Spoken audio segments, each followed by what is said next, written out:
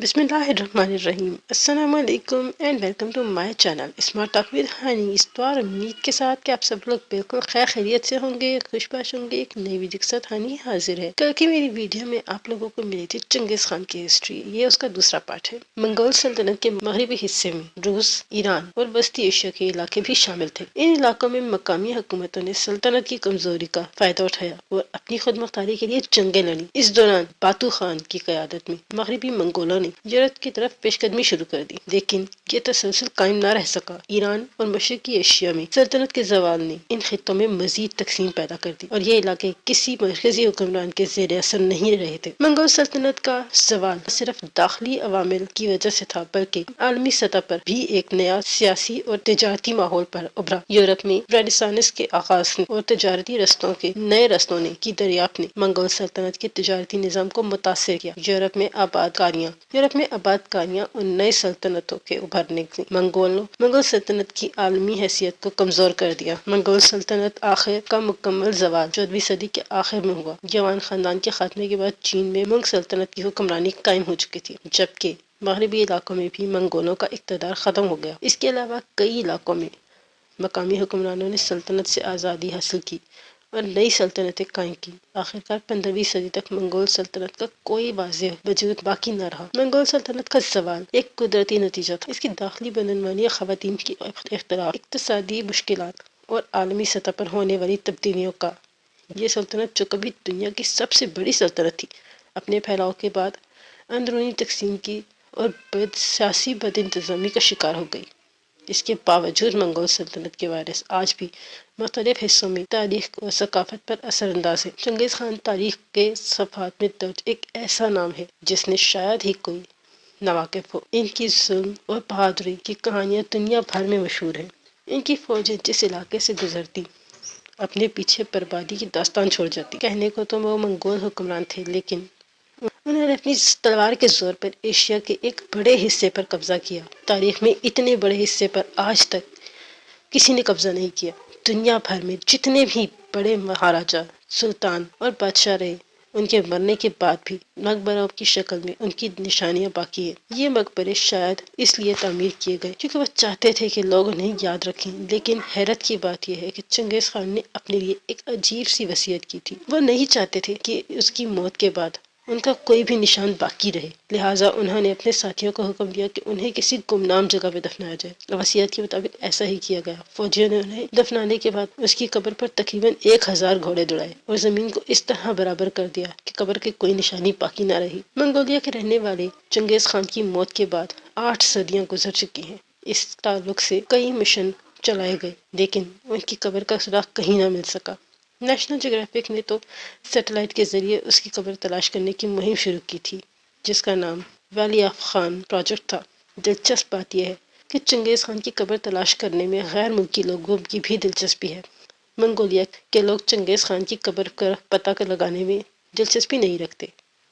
اس کی بڑی وجہ یہ ہے، ایک خوف۔ کہا جاتا ہے کہ اگر چنگیز خان کی قبر کو کھودا گیا تو دنیا تباہ ہو جائے گی۔ لوگ اس تباہی کی مثال دیکھ چکے ہیں۔ اس کی وجہ سے ان کے دلوں میں وہم اپنی جگہ پختہ ہو گیا ہے۔ کہا جاتا ہے کہ 1941 میں جب سوویت یونین نے 14ویں صدی میں ترک منگول حکمران تیمور لنکن کی قبر کو کھودا تو نازی فوج نے سوویت یونین کے پیچھے ہٹنے پر مجبور کر دیا۔ اس طرح روس نے بھی دوسری عالمی جنگ میں شامل ہو گئے۔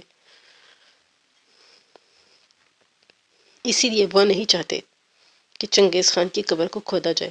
کچھ ماہرین اسے چنگیز خان کے لیے منگولیائی لوگوں کا احترام سمجھتے ہیں۔ ان کے مطابق چونکہ چنگیز خان نے خود یہ حکم دیا تھا کہ انہیں کوئی یاد نہ رکھے، لہٰذا آج بھی ان کی خواہش کا احترام کرتے ہیں۔ منگولیا کے رہنے والے چنگیز خان کی موت کے بعد 8 صدیاں گزر چکی ہیں۔ منگولیا کے لوگ بڑے قدامت پسند خیالات کے حامل ہیں۔ وہ اپنے بزرگوں کے گزر جانے کے بعد بھی اسی طرح ان کا احترام کرتے ہیں جیسے ان کی زندگی میں کرتے تھے۔ آج بھی جو لوگ خود کو ہم چنگیز خان کی نسل سے مانتے ہیں، وہ اپنے گھروں میں چنگیز خان کی تصویر لگاتے ہیں۔ جو لوگ چنگیز خان کی قبر تلاش کرنے کے خواہش مند تھے، ان کے لیے یہ کام آسان نہیں تھا۔ چنگیز خان کی تصویر یا تو پرانے سکوں پر پائی گئی یا پھر شراب کی بوتلوں پر۔ باقی کوئی ایسا نشان نہیں ہے جس سے ان کو مدد مل سکتی۔ رقبے کے لحاظ سے منگولیا اتنا بڑا ہے کہ اس میں برطانیہ جیسے 7 ملک آ جائیں۔ اتنے بڑے ملک میں ایک نامعلوم قبر کو تلاش کرنا سمندر میں ایک خاص مچھلی کو تلاش کرنے کے برابر ہے۔ منگولیا ایک پسماندہ ملک ہے جہاں کئی علاقوں میں پکی سڑکیں تک نہیں ہیں۔ آبادی بھی بہت کم ہے۔ بہت عرصہ پہلے جاپان اور منگولیا نے مشترکہ طور پر چنگیز خان کی قبر کی تلاش کرنے کی کوشش بھی کی اور ایک مشترکہ پروجیکٹ شروع کیا جس کا نام گروان گول تھا۔ اس پروجیکٹ کے تحت چنگیز خان کی پیدائش کی جگہ مانے جانے والے شہر کھینتی میں تحقیق کا کام شروع کیا، لیکن اسی دوران منگولیا میں جمہوری انقلاب آ گیا جس کے بعد کمیونسٹ حکومت ختم ہو گئی اور جمہوری نظام قائم ہو گیا۔ نئی حکومت نے گروان گول پروجیکٹ کو بھی رکوا دیا۔ منگولیا کی الان بٹور یونیورسٹی کے ڈاکٹر دیماجاؤ اردین بٹار 2021 سے جنگجو بادشاہوں کی قبروں کی کھدائی کر رہے ہیں، ان کے بارے میں معلومات حاصل کرنے کی کوشش کر رہے ہیں۔ کہا جاتا ہے کہ یہ جنگجو بادشاہ منگولوں کے ہی پرکھے تھے۔ خود چنگیز خان نے بھی اس بات کا ذکر کیا تھا، لہٰذا ان بادشاہوں کی قبروں کے اندر اس بات کا پتہ چلانے کی کوشش کی جا رہی ہے کہ چنگیز خان کا مقبرہ بھی انہی مقبروں جیسا ہوگا۔ جنگجو بادشاہوں کے مقبرے زمین سے تقریباً 20 میٹر گہرائی میں ایک بڑے کمرے کی شکل میں ہوتے ہیں جس میں بہت سی قیمتی اشیاء بھی رکھی جاتی ہیں۔ اس میں چینی، رتھ، قیمتی جواہرات اور روم سے حاصل کی گئی شیشے کی بہت سی چیزیں شامل ہیں۔ مانا جاتا ہے کہ چنگیز خان کی قبر بھی ایسی ہی قیمتی چیزوں سے لبریز ہوگی جو اس نے اپنے دور میں جمع کی ہوں گی۔ منگولیا میں مقبول قصوں کے مطابق چنگیز خان کو کھینتی پہاڑوں میں برخان خالدون نام کی چوٹی پر دفنایا گیا تھا۔ مقامی قصوں کے مطابق اپنے دشمن سے بچنے کے لیے چنگیز خان یہاں چھپے ہوں گے۔ ان کے مرنے کے بعد انہیں وہیں دفنایا ہوگا۔ البتہ بہت سے ماہرین اس بات سے متفق نہیں ہیں۔ ایلان بورٹ یونیورسٹی میں تاریخ کے استاد والے سولمان کہتے ہیں، منگولیائی لوگ ان پہاڑوں کو مقدس مانتے ہیں، لیکن اس کا یہ مطلب نہیں کہ چنگیز خان کو یہاں دفنایا گیا ہوگا۔ ان پہاڑوں پر شاہی خاندانوں کے سوا کسی اور شخص کو جانے کی اجازت نہیں۔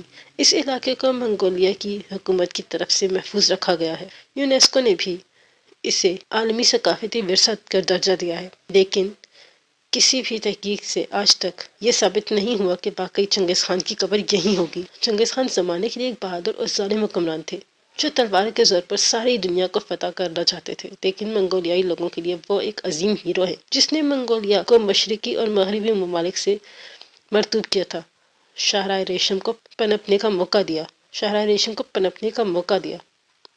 انہی نے منگولیا کے لوگوں کو مذہبی آزادی کا احساس کروایا۔ اسی کے دور حکومت میں منگولیائی لوگ نے کاغذ کی کرنسی کا استعمال شروع کیا اور ڈاک سروس بھی اسی کے دور میں ابتدا ہوئی۔ چنگیز خان نے منگولیا کو مہذب معاشرہ بنانے کی مدد کی تھی۔ اور یہ تھی آج کی ویڈیو پسند آئی ہو تو ضرور لائک کیجیے گا، چینل کو ضرور سبسکرائب کر دیجیے گا۔ دعا میں یاد رکھیے۔ اللہ حافظ۔